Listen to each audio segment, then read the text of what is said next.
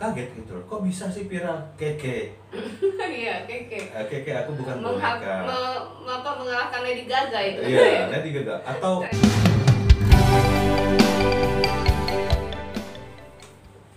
Assalamualaikum warahmatullahi wabarakatuh. Tadi pun bersama saya Novelia Yulisin Sanggem berada di segmen parlementer di podcast Cawa Eka.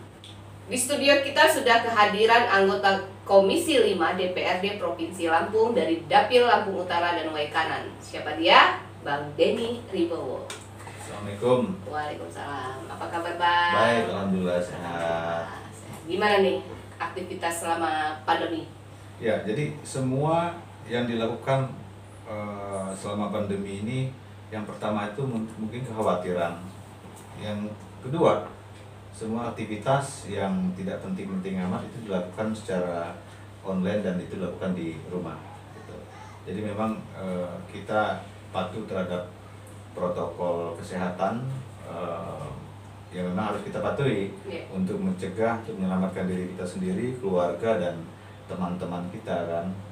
Nah, kita juga di DPRD Provinsi Lampung juga melakukan kegiatan juga seperti di Komisi 5, kita juga rapat internal itu menggunakan aplikasi daring. Jadi bahkan sampai dengan kemarin pun kita paripurna pun masih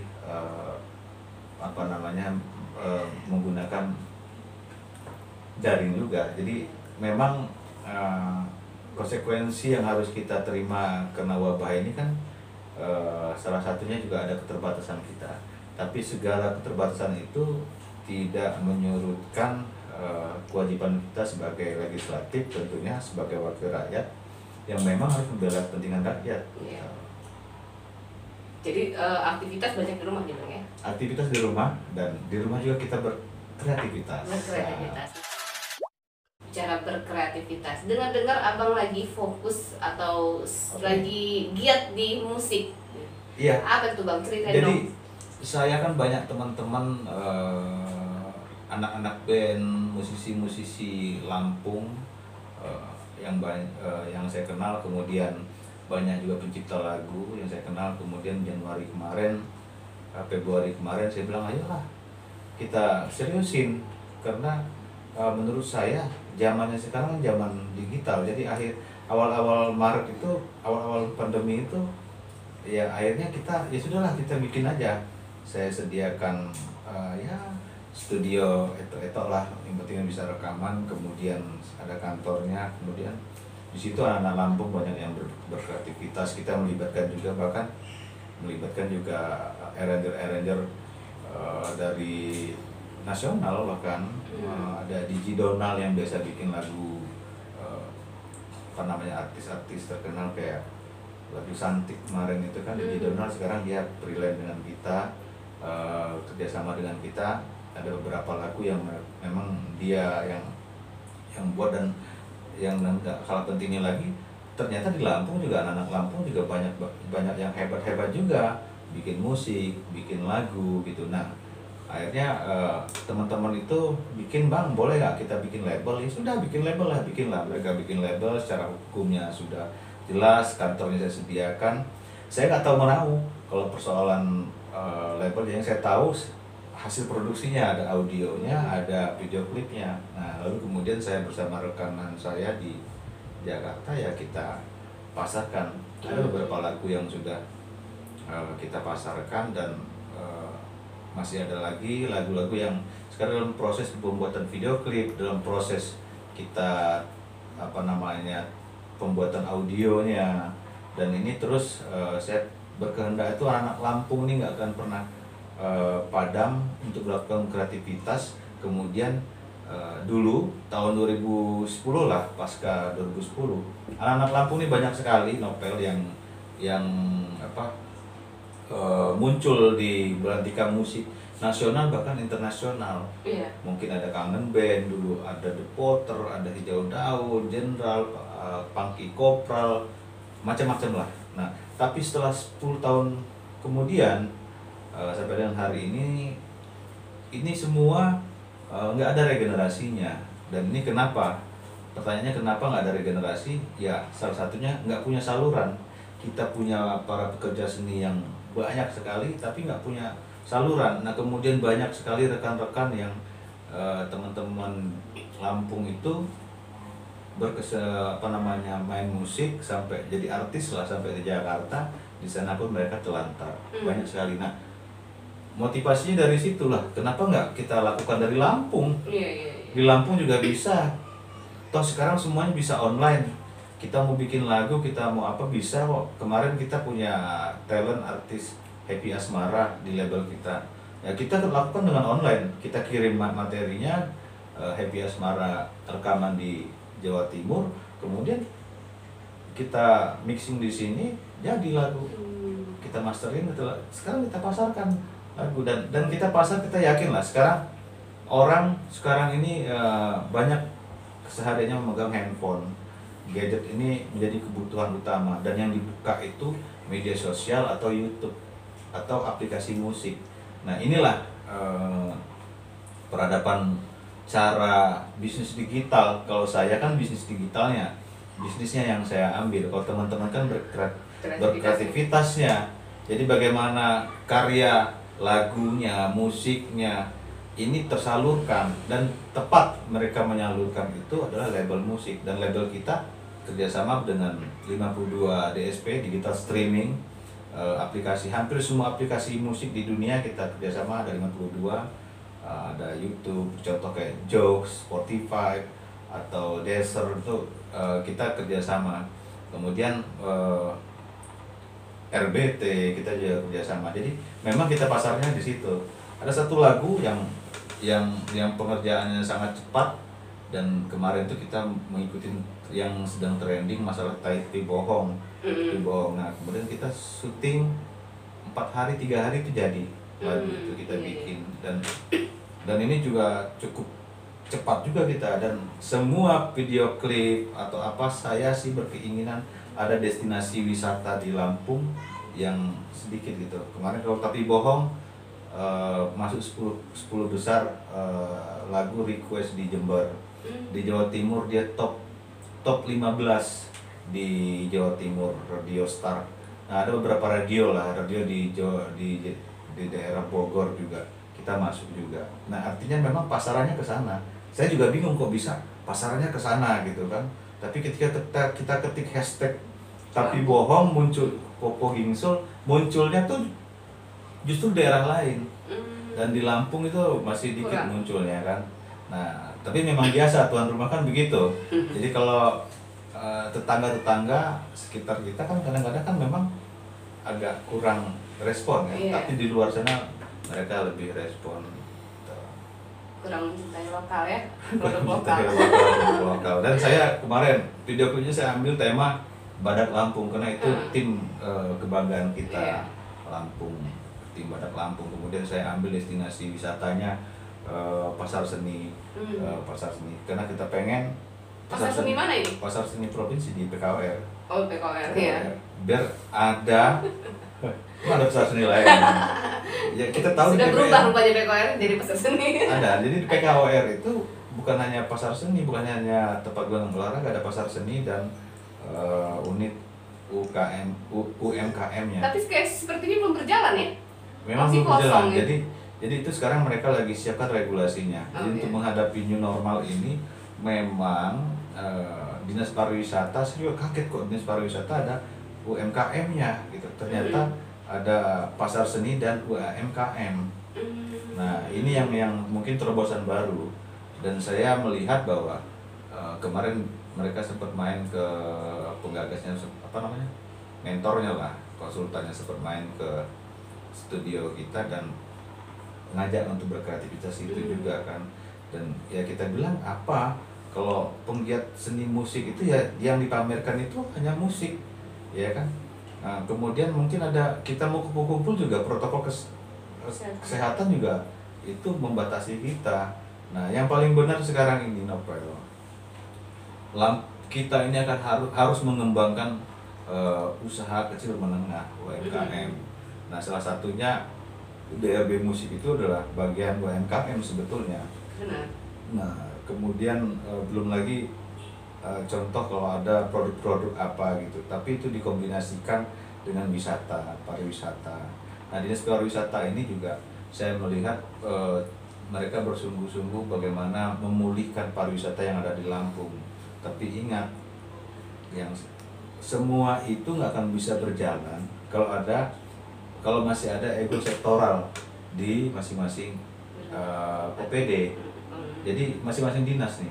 Karena kalau ketika kita bicara pariwisata, ini sih bukan mitra saya, tapi yang saya lihat karena saya juga orang kesenian juga melihatnya begitu. Saya berteman dengan orang kesenian, orang-orang budayawan, orang-orang usaha UMKM. Saya melihat kita bicara bagaimana memasarkan kopi Lampung. Kopi Lampung ini yang enak masarinya itu ya bukan sebagai oleh-oleh. Sekarang dia ke mana contoh? Ke pasar seni. Pasar seni itu mau ngapain di situ? Oke, mengenalkan beberapa produk-produk, mungkin anak-anak SMA, SMP yang harus main ke sana, mampir ke situ karena dia keluar dari tol, aksesnya langsung ke PKWR. Tapi kan ini harus melibatkan nggak sekonyong-konyong hanya dinas pariwisata. Ada dinas perhubungan di situ yang bisa mengarahkan ke sana. Kemudian infrastrukturnya ada dinas PU yang harus memperbaiki situ, gitu kan. Kemudian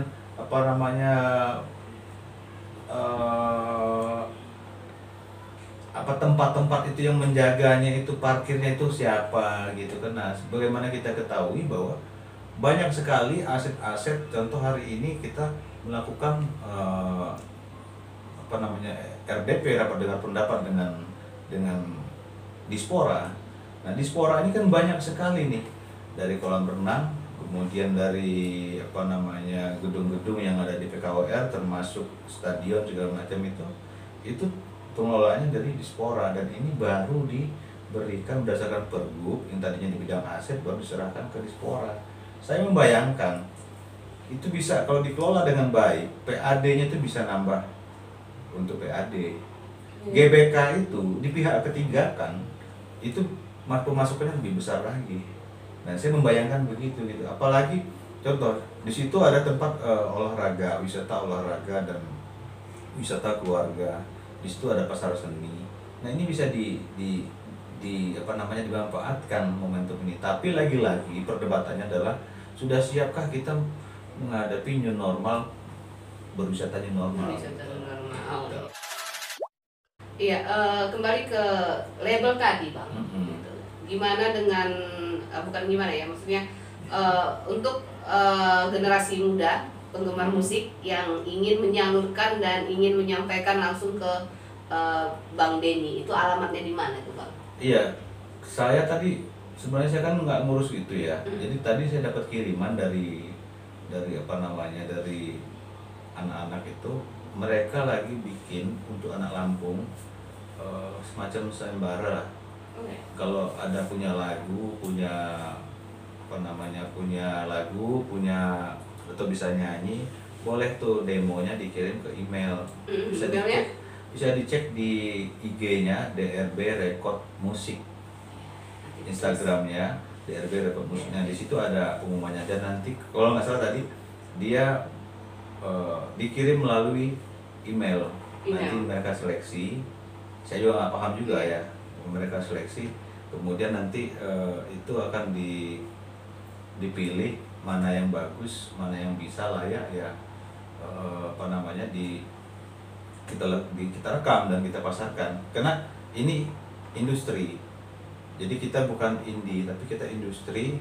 Nggak semua lagu yang bagus itu bagus menurut pemirsa, pendengar, tapi kita pilih yang memang mudah sekarang. Nah, kemudian banyak lagu-lagu fenomenal yang kadang-kadang bikin kita itu kaget gitu loh. Kok bisa sih viral? Keke. Iya, Keke. Keke aku bukan boneka. Mengalahkan Lady Gaga itu. Iya, Lady Gaga. Atau ada lagi yang anak Bandung itu yang mulai doa untuk orang tua itu kan mustahil gitu kan. Nah, jadi sekarang ini memang masyarakat itu meminati, kadang memang menurut sang penciptanya, menurut sang arrangernya, pembuat musiknya, ini bagus. Tapi di pasar belum tentu bagus. Makanya banyak lagu-lagu yang memang kita simpan dulu, kita lihat momennya apa nih, bagus apa nih gitu kan. Itu kita lihat gitu kan. Nah tapi nggak usah dipikirin amat untuk anak-anak Lampung. Kalau dia bisa nyanyi, dia bagus, bisa ke kantor kita kasih gratis rekaman, kemudian diseriuskan, kemudian kalau disetujui oleh teman-teman label di kantor, itu akan dibuatkan video klip dan itu akan kita pasarkan. Gitu. Solusi buat para pencinta musik yang belum tersalurkan ya. Kembali ke parlementer nih Mbak. Sekarang akan ada ajaran baru ya Bang pendidikan. Nah, ini bagaimana di situasi daerah kita untuk COVID-19? Iya, ini pukulan berat bagi dunia, masyarakat dunia, bukan hanya Lampung atau Indonesia, bahwa COVID ini memang betul-betul merubah semua perilaku dunia, masyarakat dunia, termasuk kita juga kena imbasnya. Ya, kayak sekarang repot kita dibikinnya, kemudian kebetulan mitra kerja kita kan Komisi 5 Dinas Pendidikan ini menghadapi new normal ini semuanya kita lakukan secara online, daring. Nah kemarin ada sedikit riuh persoalan zonasi, banyak sekali keluhan masyarakat terhadap proses zonasi itu. Ada yang memang dia tinggal di situ, jaraknya 300 meter dari sekolahan, tapi nggak masuk gitu kan. Contoh SMA 2 itu Polres itu 500 meter, itu nggak ada yang masuk, nggak ada yang kena. Nah itu karena ada Kepmen itu, Keputusan Menteri Pendidikan itu dan PP-nya menjelaskan bahwa selain menggunakan KK itu bisa menggunakan surat domisili. Nah, tapi itu nggak bisa kita bantah karena itu aturan kan. Iya. Nah, tapi akhirnya kemarin kebetulan saya yang diundang oleh Dinas Pendidikan Provinsi Lampung. Teman-teman Dinas Pendidikan Provinsi Lampung ini agak cekatan juga nanggapi itu. Maka kita sepakati kemarin selama dari hari Jumat itu, Jumat, Sabtu, Minggu sampai dengan hari ini, kalau nggak salah diumumin hari ini, itu dilakukan verifikasi faktual, yang mana yang dia menggunakan domisili, dicek betul apakah domisili itu ada dalam KK gitu kan, apakah betul domisili itu bisa mundur. Tapi lagi-lagi mengecek keabsahan kependudukan itu kan dinas di Dukcapil kabupaten kota setempat, dan itu dalam hal ini Bandar Lampung. Dan kemarin alhamdulillah Pak Zainuddin kalau nggak salah Kepala Dinas di Dukcapil itu bersedia untuk ikut serta demi anak bangsa nih. Kita kesepakatan kemarin itu demi anak bangsa dan demi keadilan untuk masyarakat. Dia bersedia untuk melakukan cek di server walaupun hari libur kan, Sabtu Minggu kan. Nah, nanti yang kalau dia dicek di server itu nggak ada, ya sudah, itu akan dicoret di situ kan. Nah, contoh kayak gini, atau memang di 1 tahun dia memang sudah sekolah berdomisili di situ, dicek walaupun dia tanya domisili di mana, tapi secara pendudukan administrasi negara dia bisa masuk. Atau gini, si A ini tadi dia punya surat domisili sudah setahun di situ, padahal dia sekolahnya di Wekanan gitu kan, nggak mungkin dia sekolah Wekanan tinggal di sini kan. Masa PP dari Wekanan ke Bandar Lampung kan nggak mungkin. Nah itu bisa dicoret. Nah terobosan baru yang baik itu yang dilakukan oleh Dinas Pendidikan, dia menggandeng pihak Polresta. Jadi selain ada Polresta, polisian 2 orang di satu sekolah, di 17 sekolahan itu yang ada di Bandar Lampung, 2 orang personel Polri, kemudian dari komite sekolah, kemudian dari sekolahannya. Kemudian kalau nggak salah melibatkan Babinsa dan Babinkan Tipmas yang tahu betul orang itu tinggal di situ, dan itu dilakukan verifikasi faktual keabsahan dari data-data tersebut. Makanya yang datanya nggak benar itu bisa pidana. Jadi nggak main-main, itu bisa dikenakan pidana karena pemalsuan data. Nah untuk itu saya sih minta kemarin dengan Dinas Pendidikan ini harus tegas gitu soal zonasi ini, karena kata kuncinya adalah demi anak bangsa, keadilan untuk masyarakat itu yang diutamakan. Karena ada yang memang dia memang neneknya orang tuanya lahir di situ, dia tinggal di situ, tapi nggak terima di situ, dikalahkan oleh surat domisili itu. Nah, itulah tim verifikasi faktual gagasan dari Dinas Pendidikan itu adalah cara tepat untuk menyelesaikan masalah itu.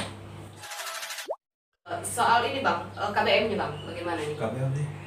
Kegiatan belajar mengajar. KBM belajar mengajar ini kalau sampai dengan hari ini ya, Dinas Pendidikan itu sudah mengeluarkan SOP.